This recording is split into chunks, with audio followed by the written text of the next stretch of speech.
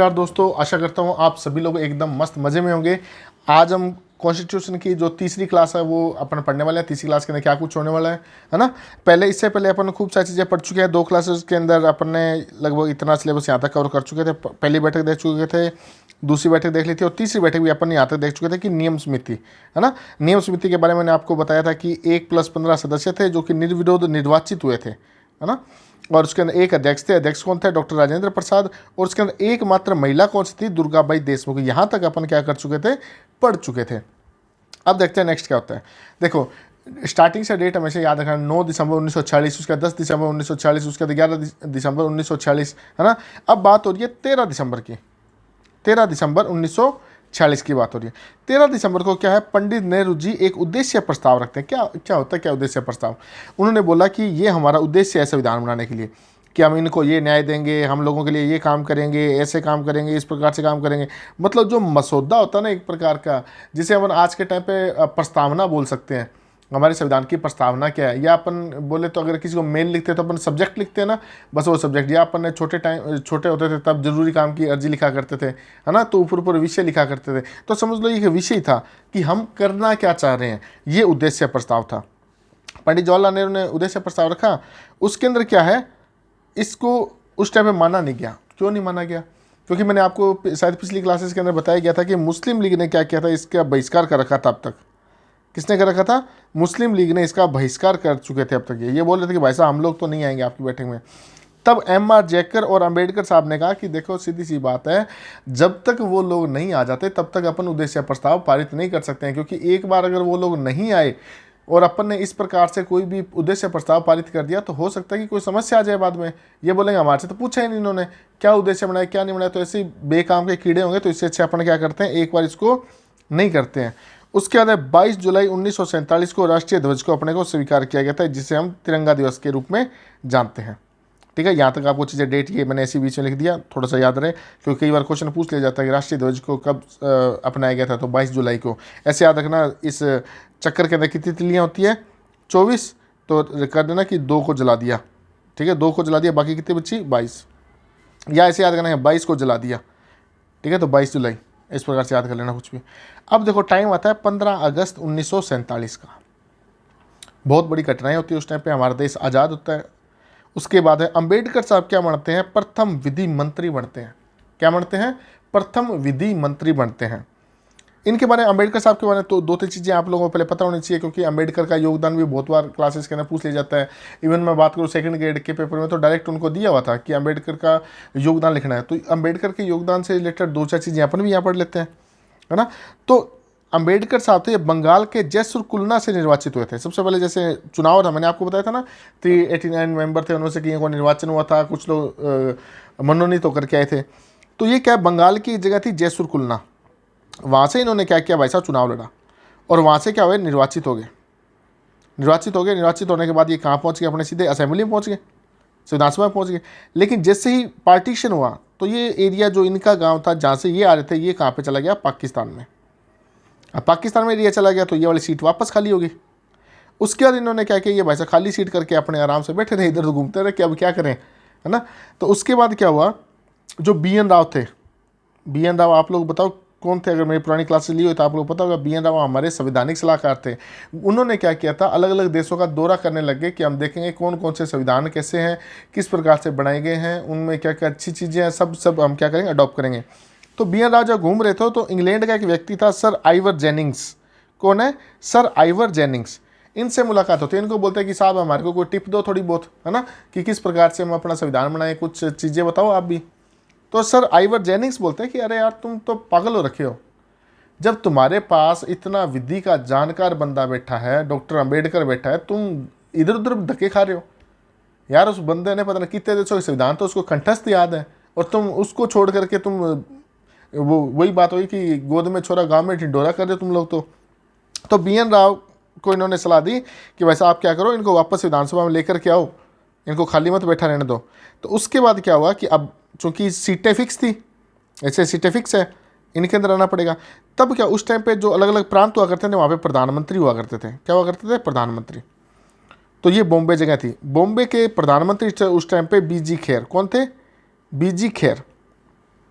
बीजी खैर को इन्होंने बोला अम्बेडकर साहब ने कि भाई साहब कोई ना कोई सीट सूट का बंदोबस्त करो, हमारे इन अम्बेडकर साहब को क्या करना है, संविधान सभा में लेकर के आना है। फिर बीजी खैर ने क्या किया, अपने मंत्रिमंडल में से एक बंदा था M.R. जैकर। कौन था? M.R. जैकर। ये M.R. जैकर, इनको बोल के इनकी सीट खाली करवाई। फिर सीट खाली करवाने के बाद अम्बेडकर साहब इनकी जगह पे कहाँ पे पहुंचे, अपने संविधान सभा में पहुंचे। तो अगर आपसे पूछा जाए कि वो निर्वाचित कहाँ से होते, क्वेश्चन को ध्यान से रखना कि अम्बेडकर साहब संविधान सभा में निर्वाचित होकर कहाँ से आए थे। तो निर्वाचित अगर शब्द आ जाए तो ध्यान रखना जयसुर कुलना ही नाम रखना आपको। और अगर आ जाए कि अम्बेडकर साहब संविधान सभा में कहाँ से थे, मतलब कहाँ से चुन के आए थे, कहाँ से, और क्या बोलते होते हैं इस चीज़ को, प्रतिनिधित्व कहाँ का कर रहे थे, तो ध्यान रखना कहाँ का कर रहे थे, बॉम्बे का कर रहे थे। ठीक है, इतनी चीज़ का ध्यान रखना। तो बॉम्बे से अम्बेडकर संविधान सभा के क्या बने थे, सदस्य बने थे। मोटा मोटा चीज़, ज़्यादा कुछ नहीं है, सिंपल सी बात है कि वैसा जयसुर कुलना से वो जीते। जयसुर कुलना पाकिस्तान में चला गया, अब पाकिस्तान चला गया, खाली उनको हटा दिया अपने पद से। उसके बाद में आइवर जेनिंग्स की सलाह पे BN राव क्या करते हैं, इनको राजेंद्र प्रसाद जी को बोलते हैं कि भाई साहब आप क्या करो, अम्बेडकर जी को संविधान सभा में लेके आओ, काफ़ी अच्छे जानकार है। अब वो ऐसे ला नहीं सकते थे, तो राजेंद्र प्रसाद जी ने अपने दोस्त थे जो बॉम्बे के प्रधानमंत्री थे बीजी खैर, उनको बोला कि भाई साहब एक सीट खाली कराओ। तो उन्होंने अपना एक बंदा था जिसका नाम था M.R. जैकर, उनको कह के उनकी सीट खाली करे और सीट से क्या हो फिर वापस वो संविधान सभा में पहुँचते हैं। तो छोटी सी बात है, ऐसी कई इधर से राग पा रहे हैं, छोड़ो इस बात को। उसके बाद बनती है एक प्रारूप समिति। ये वेरी वेरी इंपॉर्टेंट है, बहुत बार क्वेश्चन पूछा जाता है, प्रारूप समिति, प्रारूप समिति, प्रारूप समिति क्या थी, क्या प्रारूप समिति, पहले तो ये पता होना चाहिए। देखो, जो BN राव ने प्रारूप बनाया है, या जो अम्बेडकर इन्होंने जवाहरलाल नेहरू साहब ने क्या किया था, उद्देश्य प्रस्ताव रखा था, प्रारूप बनाया था, उस प्रारूप पे विवेचना करने का काम था इनका। इनका ये काम नहीं था कि प्रारूप बनाने का काम, प्रारूप बनाने का काम करते ही नहीं था। इनका काम क्या था कि जो प्रारूप बना हुआ है उसको ढंग से इम्प्लीमेंटेशन हो जाना, उसको देखना, उसका काम क्या था, इनका था। सबसे पहला तो मेन इंपॉर्टेंट क्वेश्चन पूछा जाता है, कब हुई थी प्रारूप समिति, कब गठित हुई थी? तो 29 अगस्त 1947 को हुई थी। कब हुई थी? 29 अगस्त 1947 को। इसके अलग अलग नाम भी है, जैसे पांडुलेखन समिति, मसौदा समिति, ड्राफ्टिंग कमेटी, है ना। कई बार हो सकता है ऐसा पूछ लीजिए ड्राफ्टिंग कमेटी कब बनी थी, तो आपको ध्यान रखना 29 अगस्त 1947 को बनी थी। अपने आज़ादी के थोड़े टाइम बाद ही बना दिया गया था इसको। कितने सदस्य थे? बहुत बार क्वेश्चन पूछा गया, कितने सदस्य थे? 7 सदस्य थे। 1 + 6 सदस्य थे। कितने सदस्य हो गए टोटल? 7 सदस्य हो गए। अब देखते हैं 7 सदस्य हैं कौन कौन, क्योंकि बार बार क्वेश्चन पूछे जाते हैं, इसलिए आप लोगों को ध्यान में रखना है कि बार बार इनको याद भी करना है। अब देखो, सबसे पहले अध्यक्ष कौन थे? तो 1 + 6, तो अध्यक्ष कौन हो गए? अम्बेडकर साहब हो गए। एकमात्र मुस्लिम थे, वो थे मोहम्मद सादुल्ला हो गए। 2 तो वहीं याद रखना। देखो, एक तो कौन है? अम्बेडकर साहब जो कि उनके अध्यक्ष हैं, एक मोहम्मद सादुल्ला जो कि क्या है, मुस्लिम कम्युनिटी से आते थे, तो वो ऐसे अलग से याद रह जाएगा। फिर आता है गोपाल स्वामी अयंगर, अलादी कृष्ण स्वामी अय्यर, माधव राव, कन्हैया लाल, TT कृष्णामाचारी। इनको याद ही करना पड़ेगा, कुछ नहीं। इनको देखो, ये कन्हैया लाल माणिक्यलाल मुंशी, KM मुंशी, जो अपने राजस्थान के थे ना, KM मुंशी, वही है ये। इनका पूरा नाम लिखा है कन्हैया लाल माणिक्यलाल मुंशी। उसका TT कृष्णामाचारी। देखो, सबसे पहले क्या ध्यान रखना, अम्बेडकर साहब तो हो गए इनके अध्यक्ष। उसके बाद एकमात्र मुस्लिम थे, वो कौन है? मोहम्मद सादुल्ला। उसका देखो, गोपाला स्वामी अयंगर, अलादी कृष्णा स्वामी अय्यर, माधव राव, कन्हैया लाल माणिक्यलाल मुंशी, उसका TT कृष्णामाचारी। अब आप बोलोगे यार कैसे याद करेंगे? तो वैसे तो देखो कोई ज़्यादा है नहीं इसके अंदर साइंस, लेकिन फिर भी थोड़ा सा याद करने की ट्रिक से मैं आपको बता देता हूँ। आप ध्यान में रखना, 2 आपको याद हो गए ना, बाकी पाँचों के अंदर आप चीज़ देखो, सब में कृष्ण भगवान का कहीं ना कहीं पर्यायवाची शब्द युद्ध जो है।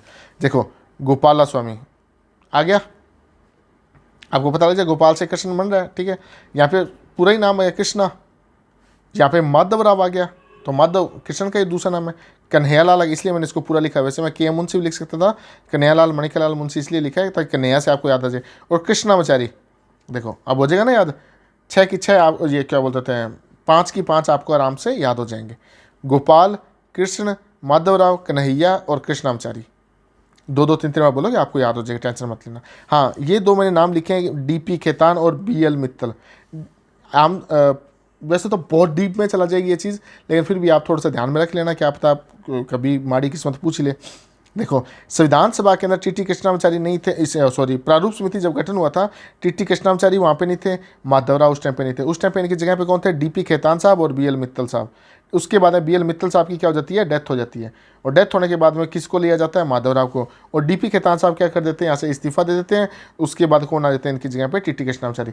लेकिन आपसे जो क्वेश्चन पूछा जाएगा, आज तक के प्रीवियस ईयर के क्वेश्चन देखे गए हैं, उनमें हमेशा यही पूछा गया कि ये आपको 4-5 नाम दे देंगे, उनमें लिख दें पंडित जवाहरलाल नेहरू, ठीक है, कि निम्न में से था प्रारूप समिति का सदस्य कौन नहीं था? पंडित जवाहरलाल नेहरू दे दिया।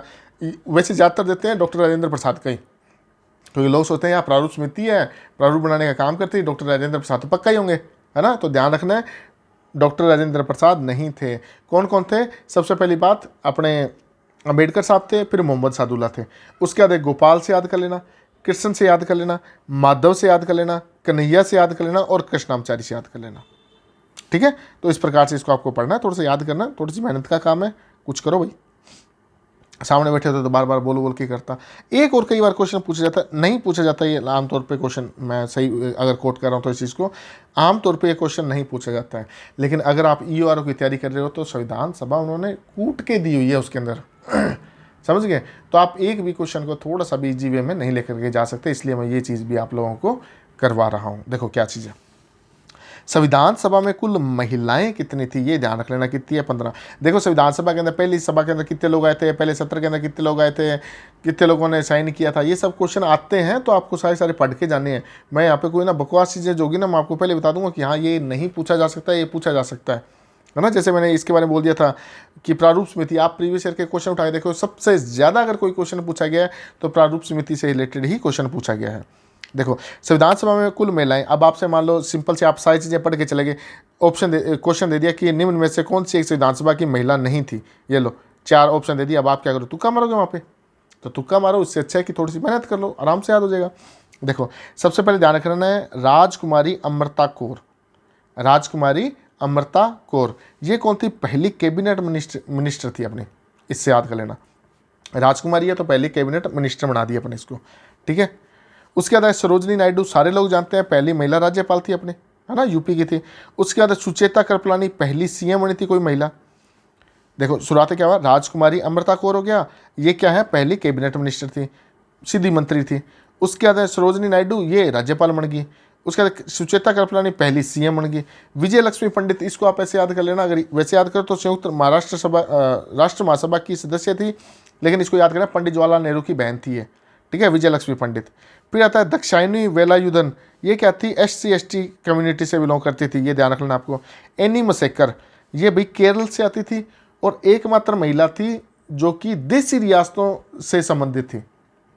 आमतौर पर जितनी भी महिलाएं थी वो या तो निर्वाचित हो गई थी कहीं ना कहीं से, देसी रियासतों, जैसे मान लो अपने राजस्थान में जैसे बीकानेर रियासत थी, अलग अलग रियासत थी ना, वैसे केरल से एक रियासत थी, उस रियासत से आई हुई थी महिला चुन के, सॉरी मनोनीत होकर के। तो एनी मसेकर, एक अगर आपसे क्वेश्चन ऐसा पूछा जा सकता है, एकमात्र महिला जो कि देसी रियासतों का संविधान सभा में प्रतिनिधित्व कर रही थी, तो कौन थी? एनी मसेकर थी। कहाँ से थी? केरल से थी, इसलिए मैंने पूरा आपको लिख भी दिया यहाँ पे। उसके बाद आता है बेगम अयाज रसूल, एकमात्र मुस्लिम महिला। टोटल महिलाएं कितनी है? 15। 7 आपको वैसे याद करना है। कैसे याद करोगे आप लोग? देखो पहले कैबिनेट मंत्री, तो आप ध्यान रख लेना कौन है। अगर आप इसको, मैं थोड़ा अलग कर देता हूँ, यहाँ कर देता हूँ, थोड़ा इसको और जूम कर लेते हैं। देखो अगर अपन बात करें कैबिनेट मिनिस्टर, यहाँ से याद कर लेना। उसका दूसरा देख लेना आप क्या? राज्यपाल, ठीक है। फिर तीसरा देख लेना सीएम।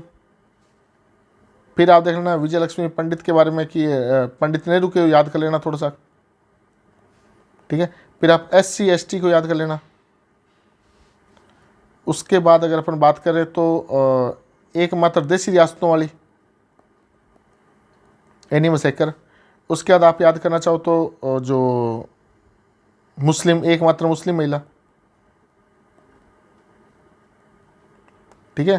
कितनी होगी? 1 2 3 4 5 6 6 ही, सातवीं कौन सी बच गई भाई? एक सेकंड, अनुसूचित देशी रियासत 1 2 3 4 5 6 7 7, कौन सी कौन सी है भाई? या मैंने कुछ गलत पढ़ लिया? हाँ सॉरी गलत पढ़ लिया था। 1 2 3 4 5 6 7 7 सही है, ठीक है। तो इस प्रकार से आप इनको याद कर लोगे तो ये अपने आप नाम याद हो जाएंगे। उसके बाद 8 नंबर पे आती है पूर्णिमा बनर्जी, कमला चौधरी, मालती चौधरी, दुर्गाबाई देशमुख, ये अपने पहले ही पढ़ चुके थे। दुर्गाबाई देशमुख नियम समिति में थी ना एकमात्र महिला। तो आपको यहाँ पे कितनी याद होगी? अब 8 तो वैसे वैसे याद होगी, 8 याद होगी, 15 टोटल है, ये 7 और याद करनी है आप लोगों को, है ना। हंसाबाई मेहता, अम्बू स्वामी नाथन, लीला रॉय और रेणुका रे। बार बार पढ़ना, 2-2, 3 बार पढ़ लेना, इससे आपको और चीज़ याद हो जाएगी। वैसे मैंने एक ट्रिक लिखी थी काफ़ी टाइम पहले, लेकिन वो बेकार सी ट्रिक है, तो आपको ज़्यादा इस पर मत्था नहीं मारना, आप ऐसे याद कर लेना। पूर्णिमा की रात को कमल पे बैठी माँ दुर्गा अपने, ये बकवास है, छोड़ो इस चीज़ को, ठीक है। ये मैंने अपने लिए याद करने रखा था, आप मत करना, क्योंकि आप इसको याद करोगे इतनी देर में तो इनको याद कर लोगे, है ना। तो जो मैं आमतौर पर पहली क्लास में, हर क्लास में बोलता हूँ कि ट्रिक ऐसी होनी चाहिए जो आपको याद हो जाए। अब ये ऐसी घटिया सी ट्रिक पढ़ोगे ना तो आपको कुछ भी घटा याद नहीं रहने वाला। तो अभी आप लोगों को क्या करना है, ये सारे से नाम याद करने भी, ठीक है। आज का अभी का टारगेट आपका क्या है कि इनके नाम याद कर लेना। क्वेश्चन अगर ढंग का बना ना तो याद रख लेना, इन महिलाओं के नाम पूछे जाएंगे, मैं गारंटेड बात कहता हूँ, किसी को भी नहीं पता होंगे उस टाइम पे, ठीक है। बाकी का अपन नेक्स्ट क्लास में पढ़ेंगे। Okay, thank you.